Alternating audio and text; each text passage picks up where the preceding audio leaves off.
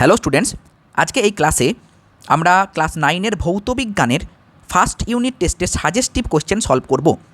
আর আমাদের যে main channel physics by Santu sir, ওই চ্যানেলে এখন শুধুমাত্র ক্লাস 11-12-এর ভিডিও আসছে, আর 9-10-এর ভিডিও সব আসবে এই চ্যানেলে। তো চলো শুরু করি। 1 নাম্বার ভিডিও চলে এসেছে, যারা দেখোনি অবশ্যই দেখে নেবে।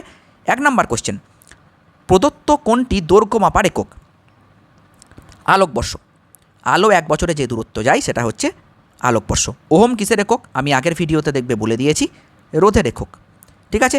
লিপ ইয়ার কিসের একক? লিপ ইয়ার সময়ের একক। প্রদত্ত কোনটি স্কেলার রাশি? কার্য হচ্ছে স্কেলার রাশি। আরও একটা স্কেলার রাশি বলে দিই, শক্তি। বাদবাকিগুলো কিন্তু সবই ভেক্টর রাশি। সমত্বরণে গতিশীল একটি কণার বেগ সময় লেখচিত্রটি কেমন হবে? সরল লেখা। আমি যদি একটা লেখচিত্রটা নিই, এইদিকে বেগ আর এইদিকে সময়, সমত্বরণে কোনো বস্তু যদি যায় তাহলে লেখচিত্রটা এইরকম হবে। ঠিক আছে, লেখচিত্রটা তোমরা একটু খাতায় নোট করে রাখবে ভিডিওটা স্টপ করে। হাইড্রোজেনের একটা আইসোটোপ কি? ডয়টেরিয়াম। ঠিক আছে, ওকে। নেক্সট, আলফা কণার বিচ্ছুরণ পরীক্ষার সাহায্যে কি আবিষ্কার হয়েছিল? নিউক্লিয়াস আবিষ্কার হয়েছিল। রাদারফোর্ড আলফা কণার বিচ্ছুরণ পরীক্ষার সাহায্যে আবিষ্কার করেছিলেন যে পরমাণুর একদম মধ্যবর্তী স্থানে নিউক্লিয়াস বলে একটা জিনিস কিন্তু থাকে। তারপরে এসআইতে প্রোটনের ভর কত? তো এসআইতে যে প্রোটনের ভর হবে এটা কিন্তু মনে রাখবে সবাই ভালো করে, মাথায় থাকবে -27, এটা মাথায় রাখবে। তাহলে 10⁻⁻27 1.6725 × 10⁻⁻27 কেজি। অবশ্যই মনে রাখবে, এটা প্রোটনের ভর। চলন্ত সাইকেলের চাকার গতি কেমন গতি? আমি আগের ভিডিওতে বুঝিয়ে দিয়েছি, মিশ্র গতি। ফার্মি, ফার্মি হচ্ছে দৈর্ঘ্যের একক, খুব ক্ষুদ্র দৈর্ঘ্য, খুব ক্ষুদ্র দৈর্ঘ্য। তাহলে ফার্মি সমান কত হবে? 10⁻⁻15 মিটার। আর যদি -10 বলে তাহলে হবে অ্যাংস্ট্রম। ঠিক আছে। চলন্ত ট্রাম থেকে নেমে, আচ্ছা এর পরেও কোশ্চেন আছে না, সরি। স্থিতীয় গতি কথা দুটি আপেক্ষিক, ব্যাখ্যা করো। অবশ্যই আপেক্ষিক। তার কারণটা কি? দেখো, মনে করো তুমি আর তোমার এক বন্ধু ট্রেনে করে কোথাও একটা যাচ্ছ, এটা তুমি, এটা তোমার এক বন্ধু। তাহলে তোমার বন্ধু তোমাকে দেখছে স্থির, আবার তুমিও তোমার বন্ধুকে দেখছো স্থির। আমি মনে করো দাঁড়িয়ে আছি প্ল্যাটফর্মে, আমি তোমাদেরকে কেমন দেখছি? গতিশীল। তাহলে তোমাকে যদি তোমার বন্ধু দেখে তাহলে সে দেখছে স্থির, আর যখন আমি দেখছি তখন দেখছি গতিশীল। ঠিক কি না? তাহলে একটা বস্তু একই সময়ে কারো কাছে স্থির আবার কারো কাছে গতিশীল, সেটা ডিপেন্ড করছে পর্যবেক্ষকের ওপর। তাই স্থিতীয় কথা দুটি, মানে স্থিতীয় গতি, এই কথা দুটি আপেক্ষিক। বোঝা গেল? কোনো বস্তুর বেগ শূন্য, ত্বরণ থাকতে পারে কি?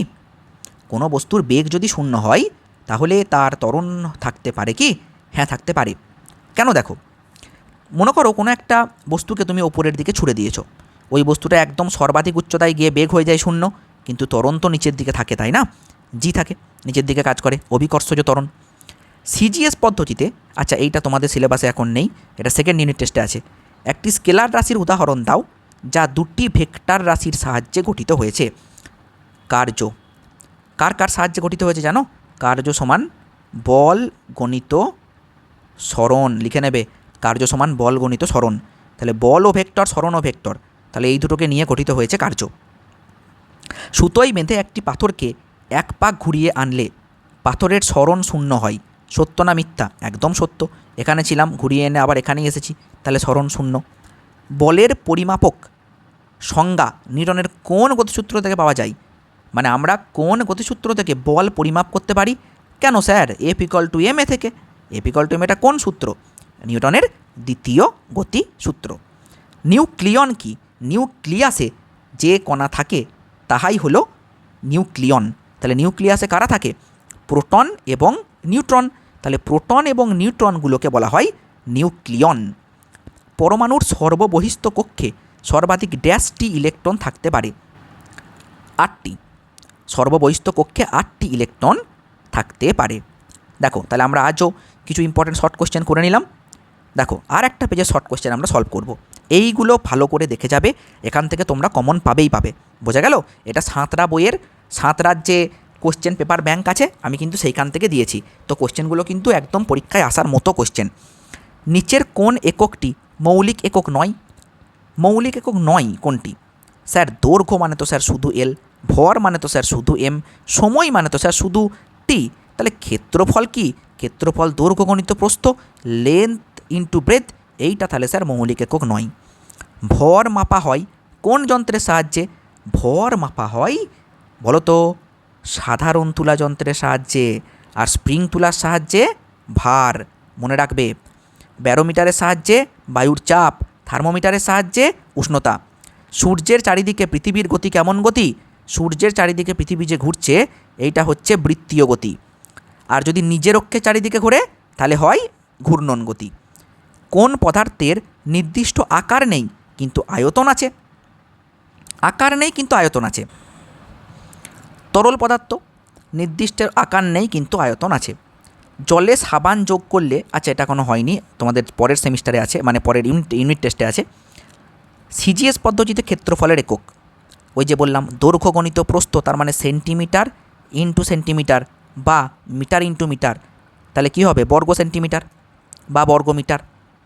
এটা পরের সেমিস্টার, পরের ইউনিট টেস্ট। বারবার সেমিস্টার কেন বলছি ভাই, 11-12 যেহেতু সেমিস্টার ওই জন্য বারবার মুখ দিয়ে বেরিয়ে যাচ্ছে, সরি। এটাও পরের ইউনিট টেস্টে।